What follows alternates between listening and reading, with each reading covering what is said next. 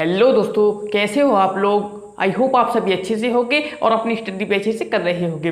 दोस्तों, इससे पिछले वाले लेक्चर में हमने क्वेश्चन नंबर 9 तक कंप्लीट कर लिए हैं और आज के इस लेक्चर में हम क्वेश्चन नंबर 10 से स्टार्ट करेंगे और आज ये एक्सरसाइज खत्म हो जाएगी, ठीक है। और इससे पिछले वाले जो लेक्चर्स हैं सारे एक्सरसाइज 1.1 से 1.3 तक के, अगर आपने नहीं देखे हैं तो मैंने नीचे डिस्क्रिप्शन बॉक्स में प्लेलिस्ट दे दी है, आप उस लिंक पर क्लिक कीजिए और सारे लेक्चर देख सकते हो, ठीक है। क्वेश्चन नंबर 10 क्या है, मान लीजिए कि f x से y में है। यह क्या है, एक व्युत्क्रमणीय फलन है। यह हमें दिया गया है कि यह एक व्युत्क्रमणीय फलन है, तो सिद्ध कीजिए कि f का प्रतिलोम अद्वितीय है। तो हमें इसमें f का इन्वर्स बताना है कि यह यूनिक है, तो यह जो द्वितीय होगा यह बिल्कुल यूनिक होगा, ठीक है। तो चलिए करते हैं। हमें क्या दिया गया है, f x से y में है, f x से y में, और हमें यह दिया गया है यह एक क्या है, व्युत्क्रमणीय है। f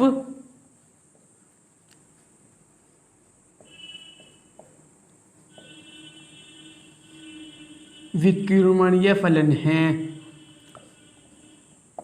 ठीक है। हमें यह दिया गया है। चलिए दो वो ले लेते हैं, हमें संकेत भी दिए गए हैं कि हम प्रतिलोम के लिए दो अवयव लेंगे। माना f के दो प्रतिलोम लेते हैं।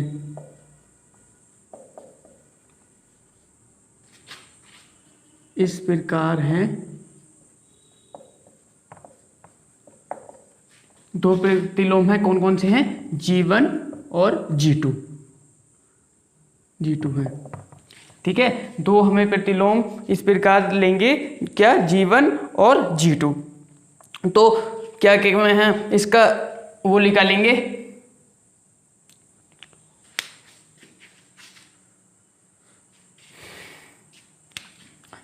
G1 G2।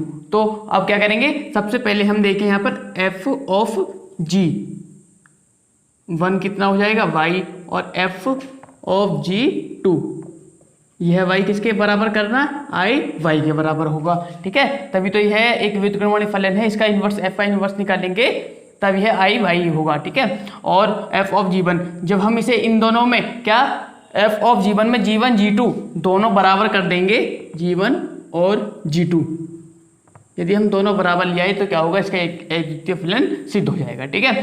तो f ऑफ G1, तो f ऑफ G1 यानी f संयोजन G का क्या मतलब है, फंक्शन ऑफ G1, ठीक है, y, इस प्रकार से तो होगा। और f संयोजन का साइन आएगा, उसके बाद G2y, ठीक है। और f से f कट आउट कर लेंगे, क्या आएगा, G1y और G2y, y से भाई बाहर निकालें तो G1 किसके बराबर आ जाएगा, G2 के बराबर, और यही हमें क्या करना था, सिद्ध करना था, ठीक है। तो कर लीजिए, f का प्रतिलोम क्या होगा, एक अद्वितीय होगा। दोनों के बराबर लिया है तो क्या हो गया, f का प्रतिलोम, f का प्रतिलोम अद्वितीय है, ठीक है। G1 G2 के बराबर लाना था, यही दो हमें प्रतिलोम हमें संकेत के लिए दिए गए थे। आप क्वेश्चन नंबर 10 के नीचे देखिएगा, ठीक है, संकेत के बाद दिया गया है। तो हमने दो G1 G2 दो प्रतिलोम लिए f के, और उसके बाद में कितना होगा, ये f ऑफ G1 y और f ऑफ G2। यहाँ पर हमें G1 और G2 दोनों बराबर लेके आने, और फिर क्या हो जाएगा, यह सिद्ध हो जाएगा कि f का प्रतिलोम अद्वितीय है। तो यह हो गया। चलिए क्वेश्चन नंबर 11 करते हैं, 11 करते हैं। क्वेश्चन नंबर क्या है, f 1 2 3 से किसमें, ABC में है। यहाँ पर f1 बराबर 2, f2 बराबर b, f3 बराबर c, दोबारा प्रदत्त फलन f पर विचार कीजिए, f इनवर्स ज्ञात कीजिए, सिद्ध कीजिए कि f इनवर्स का भी इनवर्स क्या है, f है, ठीक है। तो चलिए करते हैं। क्या दिया गया है हमें दिया गया है f 1 2 3 से ABC में है, f 1 2 और 3 से किस में है, A B और C में है, क्लियर। तो हम इसका एक डायग्राम बनाए तो किस प्रकार से बना सकते हैं, 1 2 3 से किस में है, ए बी और सी में है। ठीक है, तो यह क्या है हमारा फंक्शन, एफ है, जहां पर क्या है, 1 का 2 के साथ है, यानी एफ 1 का किसके साथ है, सॉरी ये गलत क्वेश्चन हो गया होगा, 1 का संबंध किसके साथ है, ए के साथ होगा। ठीक है, एफ 1 का 1 के साथ, 1 का ए के साथ, 2 का बी के साथ, 3 का सी के साथ, यह सही कर लेना। ठीक है, यह मिस्टेक हो गई होगी, यहाँ पर 1 नहीं है, सॉरी 2 नहीं है, ए है, क्या है, ए। तो 1 का संबंध 2 के साथ है और 2 का बी के साथ, 3 का सी के साथ, या इस प्रकार से कह सकते हो, 1 का प्रतिचित्रण ए है, 2 का बी है, 3 का सी है। तो हम यहाँ पर देखें F1 बराबर क्या है, F1 बराबर ए, F2 बराबर बी और F3 बराबर क्या है, सी है। ठीक है, F1 बराबर ए है, F2 बराबर बी है और F3 बराबर क्या है, सी है। हम यहाँ पर देख सकते हैं क्या, यदि हम इस डायग्राम के थ्रू देखें तो मैंने आपको एकीकी और आच्छादी की परिभाषा जब कराई थी उसमें बताया था कि एकीकी की डेफिनेशन क्या होती है, कैसे समझ सकते हैं कि यानी पहले समुच्चय के प्रत्येक अवयव का संबंध दूसरे समुच्चय के अलग अलग अवयवों से होना चाहिए, जो कि यहाँ पर है, हर अवयव का संबंध दूसरे समुच्चय के अलग अलग अवयवों के साथ है, बिल्कुल है। और आच्छादी के लिए क्या डेफिनेशन बताई थी, आच्छादी के लिए डेफिनेशन बताई थी कि दूसरे अवयव के प्रत्येक अवयव का संबंध पहले अवयवों के साथ होना चाहिए, वो भी यहाँ पर कंडीशन वेरीफाई है, तो क्या होगा, यह एकीकी और आच्छादी भी होगा। एफ एकीकी आच्छादी है, एफ एकीकी आच्छादी है, और एफ एकीकी आच्छादी है तो एफ व्युत्क्रमणीय फलन है,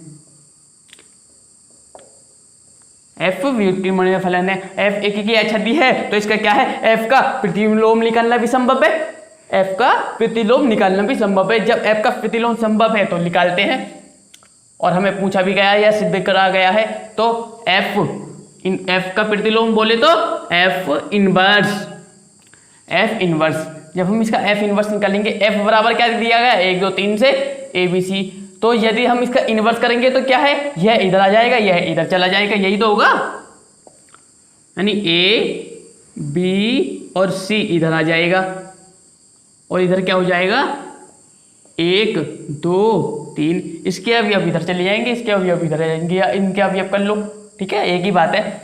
यदि हम एफ इनवर्स निकालें तो कितने, ये आ गया, और एफ इनवर्स का भी इनवर्स निकालें, एफ इनवर्स का भी इनवर्स यानी इसका भी इनवर्स निकालें तो किसके बराबर आ जाएगा, ये इधर आ जाएगा, ये इधर आ जाएगा, यानी 1 2 3 के बराबर आ जाएगा, और यह ए बी सी इधर पहुंच जाएंगे सारे अवयव इसके, ए बी सी।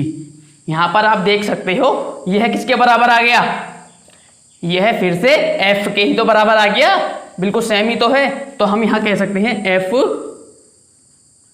इनवर्स का यदि हम इनवर्स निकालते हैं तो किसके बराबर आता है, एफ के बराबर आता है, और यही हमें क्या था, सिद्ध करना था। ठीक है, यही तो सिद्ध करना था, तो ये हो गया। चलिए क्वेश्चन नंबर 12 करते हैं। क्वेश्चन नंबर 12 क्या है, क्वेश्चन नंबर 12 है, मान लीजिए कि एफ एक्स से वाई में है, एक व्युत्क्रमणीय फलन है। ठीक है, बिल्कुल इसी टाइप से, इससे पिछले वाले क्वेश्चन जो करा था उसी प्रकार से है। सिद्ध कीजिए कि एफ इनवर्स का प्रतिलोम एफ, अर्थात एफ इनवर्स का भी इनवर्स निकालना है तो इसका इक्वल क्या है, एफ के बराबर आएगा। इसमें भी एफ इनवर्स का इनवर्स निकालेंगे, एफ के बराबर आएगा। तो इसे ना आप होमवर्क के लिए कर लीजिए, बहुत सिंपल है। हाँ, तो होमवर्क भी तो करना जरूरी है, क्योंकि मैथ क्या है, एक प्रैक्टिस मांगता है। मैथ जितनी ज्यादा प्रैक्टिस करोगे उतने ज्यादा गेन कर सकोगे। ठीक है, तो आप एक आध क्वेश्चन तो होमवर्क के लिए भी कर लीजिएगा ना। अगर नहीं होगा तो आप नीचे कमेंट कर दीजिएगा, मैं जब भी डाउट से चिन्ह लूंगा आपको उस क्वेश्चन को करा दूंगा। ठीक है, वैसे आपको हो जाएगा, जब इतने सारे क्वेश्चन की हमने प्रैक्टिस कर ली है तो जरूर होगा। क्वेश्चन नंबर 12 होमवर्क के लिए है। ठीक है, आप करके ये यदि आपसे क्वेश्चन होता है आप जब भी कमेंट कर दीजिएगा, अगर नहीं होता है तो कमेंट कर दीजिएगा, मैं अगले जब रजिस्ट्रेशन कराऊंगा तो करा दूंगा, ठीक है। तो चलिए क्वेश्चन नंबर अब कितना करते हैं, 13 का क्या है कि यदि f r से r में है और एफ एक्स कितना है 3 माइनस एक्स की पावर 3 और इसकी होल पावर 1/3 दोबारा पिट जाते हैं, तो f ऑफ एफ एक्स के बराबर है, इनमें से कौन सा f ऑफ एफ एक्स के बराबर है, जो इन सभी विकल्प सही होगा वो लिखेंगे। तो चलिए करते हैं सॉल्यूशन करें इसका। एफ एक्स किसके बराबर है, एफ एक्स है हमारा 3 माइनस एक्स की पावर 3 और इसकी होल पावर 1/3। क्लियर। अब हमें क्या ज्ञात करना है, f ऑफ एफ एक्स। तो कैसे होगा, f ऐसे इस टाइप से तो लगाएंगे, जब वो संयोजन लगाएंगे हम इस पे करके कैलकुलेट क्वेश्चन कर चुके हैं ना पहले, तो आपको समझ में आ गया होगा। तो एफ एक्स कितना है हमारे पास, एफ एक्स है 3 माइनस एक्स की पावर 3 और इसकी होल पावर 1/3। अब f और इसका मतलब क्या है, 3 माइनस एक्स की पावर 3 और 1/3, जहां भी यहाँ x होगा वहां पर क्या करेंगे 3 माइनस एक्स की पावर 3 और 1/3, ठीक है, यह नोट करेंगे। तो यहाँ पर जैसे हमारे पास बड़ा ब्रैकेट लें 3 माइनस, यहाँ पर x की पावर 3 है तो क्या करेंगे, यह लिखेंगे 3 माइनस एक्स की पावर 3 और इसकी पूरे की पावर 1/3, और इसमें यह इसकी पूरे की पावर कितनी है, x की पावर 3, तो कितना हो जाएगा x की पावर 3, ठीक है, और इस कंप्लीट की पावर कितनी है 1/3। तो हम यहाँ से देखें 3 से 3 कैंसिल आउट, ठीक है, सॉरी इससे क्यों होगा, ये तो अलग है ना, 3 से 3 कैंसिल आउट होगा तो कितना आएगा 3 माइनस, और इतना यह कितना है 3 माइनस एक्स की पावर 3 और इस कंप्लीट की पावर 1/3, और यह प्लस का यह माइनस से इससे यह कट हो गया, क्या हुआ माइनस, और यह माइनस माइनस प्लस में तो होगा, जब अंदर ब्रैकेट के अंदर साइन चेंज हो जाएगा ना, माइनस माइनस प्लस, और तो कितना हो गया x की पावर 3 और इसकी कंप्लीट की पावर 1/3, और 3 से 3 कैंसिल आउट, किसके बराबर आया x के बराबर। तो x है हमारे ऑप्शन में, x है, तो इसका क्या है विकल्प सी सही है, विकल्प सी सही है, ठीक है, कर लीजिए। और क्वेश्चन नंबर 14 करते हैं।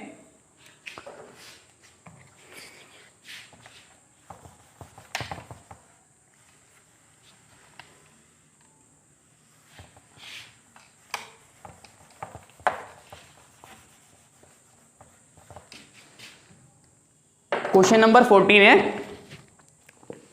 क्या है कि मान लीजिए कि एफ एक्स, मैं बुक में से नोट करा रहा हूँ, ठीक है, आप नोट कर लीजिए, क्वेश्चन बड़ा है तो मैंने अभी इसलिए लिखा नहीं है। क्वेश्चन नंबर 14 डाल लीजिए। क्वेश्चन नंबर 14 क्या है कि एफ एक्स, यहाँ पर एफ एक्स कितना दिया है, मान लीजिए F x 4x upon 3x plus 4 है। दोबारा परिभाषित एक फलन एफ आर से किस में है, -4/3 से r में है, और f का प्रतिलोम अर्थात प्रतिचित्रण बोले तो मैप g परिसर r से 4-4/3 में है। निम्नलिखित में से किसके द्वारा होगा। कुछ नहीं करना, इतनी लंबी चौड़ी राम कथा देखने की जरूरत नहीं है, इसमें क्या करना, केवल आपको प्रतिलोम ज्ञात करना है। जो प्रतिलोम होगा वो ऑप्शन में जहां भी होगा सही होगा तो उसे लिख देंगे बस। चलिए करते हैं, कितना है एफ एक्स बराबर 4x upon 3x plus 4, F x बराबर कितना है 4x अपॉन 3x प्लस 4, ठीक है। हमें क्या ज्ञात करना है, इसका प्रतिलोम। प्रतिलोम बोले तो इनवर्स, यह फाइंड करना है। तो मैंने जब क्वेश्चन इसके पिछले वाले क्वेश्चन बहुत सारे कराए थे तो उसमें मैंने आपको प्रतिलोम बताना सिखाया था। तो प्रतिलोम में मैंने आपको बताया था, कुछ भी याद नहीं रखना, सिर्फ आपको एक चीज याद रखनी है, y is equal to F X, y is equal to F X. तो यहां पर हम देखें y एफ एक्स के बराबर है 4x upon 3x plus 4, 3x plus 4 इसकी मल्टीप्लाई इसमें हो जाएगी, तो ये 4x और इसकी मल्टीप्लाई इसमें होगी तो कितना हो जाएगा 3xy और y की फॉर्म में 4y। यहाँ से हम इसकी वैल्यू इधर लेके आए तो कितना हो जाएगा 4x माइनस 3xy और ये कितना 4y। 4y x कॉमन ले लिया तो कितना होगा 4 माइनस 3y, 4 माइनस 3y और इधर कितना है 4y। जब इसे इसके डिवाइड में लेके जाएंगे तो क्या होगा 4y upon 4 minus 3y, 4 minus 3y। तो यही क्या है, इसको ऑप्शन में कौन सा 4y अपॉन 4 माइनस 3y है बुक में,